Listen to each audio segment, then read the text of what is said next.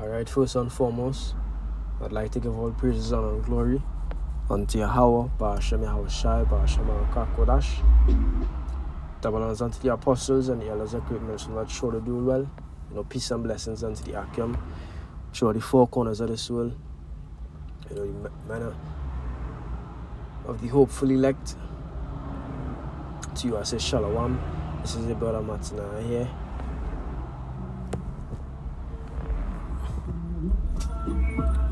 This is the brother Matina here from Great Millstone Camp in Trinidad. And I'm going to do a quick lesson here entitled Remember Lot's Wife.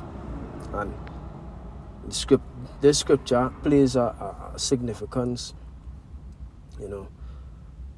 have a significance within the ministry, because if you really understand what Yahweh Shai was saying, people wouldn't take it so lightly, because let's say that's because probably a true word sentence, that was way back when, the thing that they, shouldn't take much heed, because it probably not a favorite scripture or what, but that scripture have a lot of meaning to it, especially in the times that we in, where tribulation is going to be amped up, trials going to be come on a greater level, especially as we are approaching the time of the MOTB. So this scripture here is very important to take heed to, and I'm gonna read it, and then I'm gonna just jump to it real quick. The actual event. This is Luke 17 and verse 32. It says, remember Lot's wife. And if you don't know what Lot's wife did, but let's get in Genesis here real quick. This is like Genesis 19.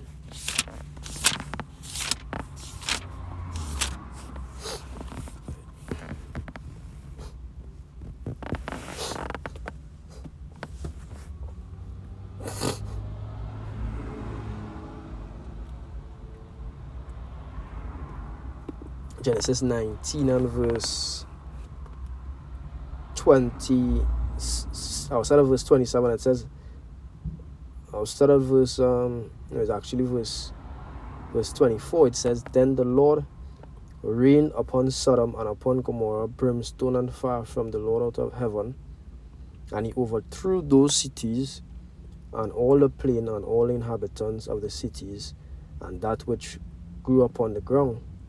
But his wife looked back from behind him, and she became a pillar of salt. And they received the instructions prior to the deliverance that, go forward and, don't look back. And it could be one out of two things. She looked back because, she was missing that old lifestyle, or she looked back just to tempt the Lord, The Lord said to look back. Why he said to look back? I'm going to look back to see why he said not to look back. That is how these women are. You understand? But 9 out of 10 times, because she was missing the lifestyle, because these women are of the world. As soon as they tell them that they had to sacrifice and they had to leave out and they had to do such and such, they're against it, because they are for this world. They love the things of the world. Understand? So the scripture said, remember Lot's wife. So you get that mercy, to be delivered, while everyone else is being put to death. Your 2 daughters and your husband, and the Lord told you not to look back, and you look back because you was longing for the things that was being destroyed. And that is the same thing in this time in here. Yahweh Shai say, remember Lot's wife. And why? What that has to do with this ministry? What that has to do with this ministry is the fact that you come and you're leaving all the things in the world which are gonna be destroyed anyway. You're looking at the scripture say, pressing toward the mark. You're looking forward to the kingdom. So you're destroying That old man, you're destroying as the scripture says, mortify the deeds of the flesh. You're destroying that old man. You're putting away that wickedness. You're putting away those, you're getting rid of the philosophies that you learn in the world, in order to be delivered by the Lord.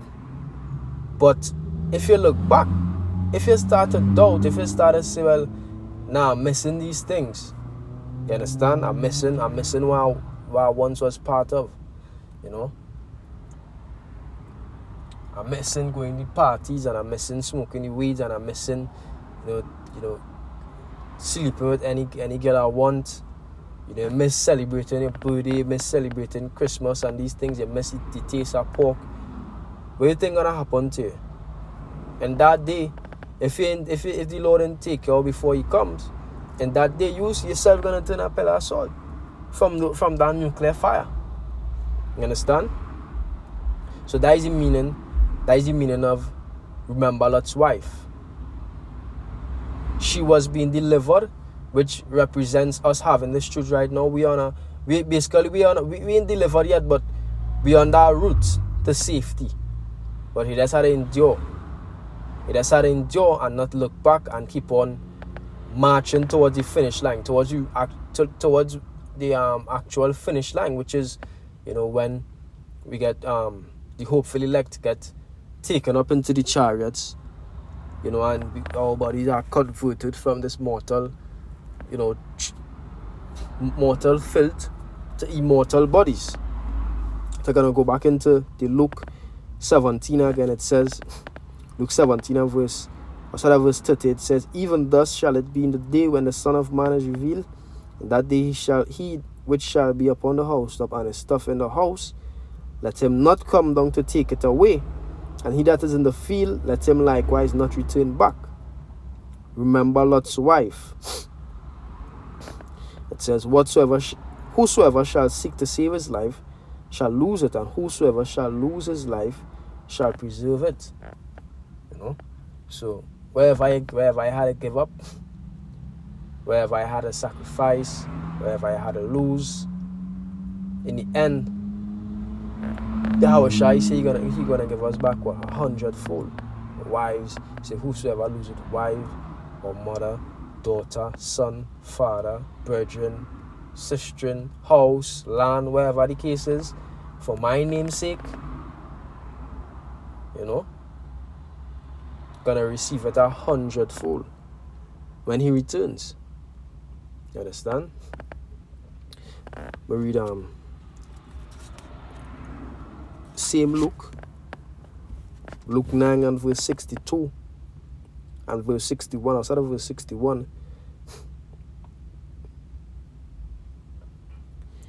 it says, and another also said, Lord, I will follow thee, but let me first go bid them farewell, which are at home at my house.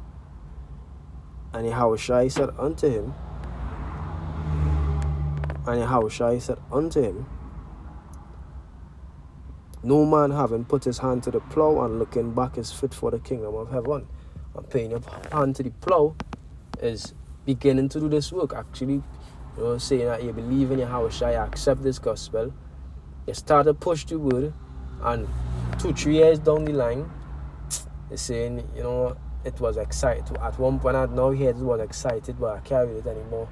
They rather go back to school and get a degree and have a life in this world. Understand? And you give up the truth. You look back.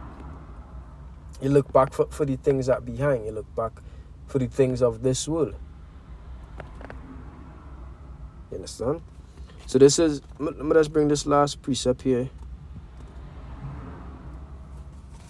Not too much. It's Philippians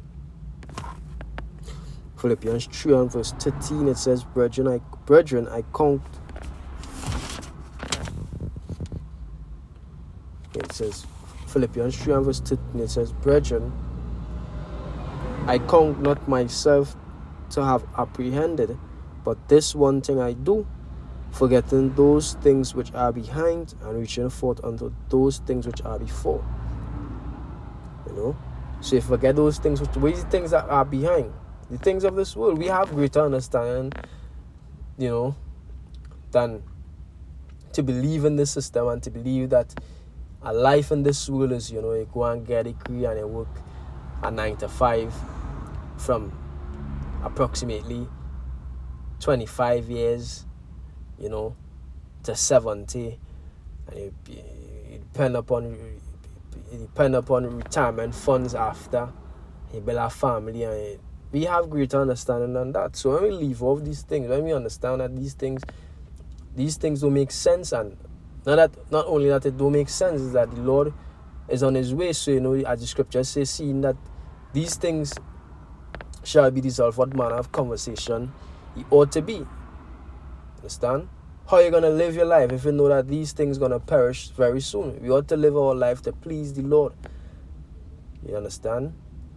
To seek deliverance from the Lord.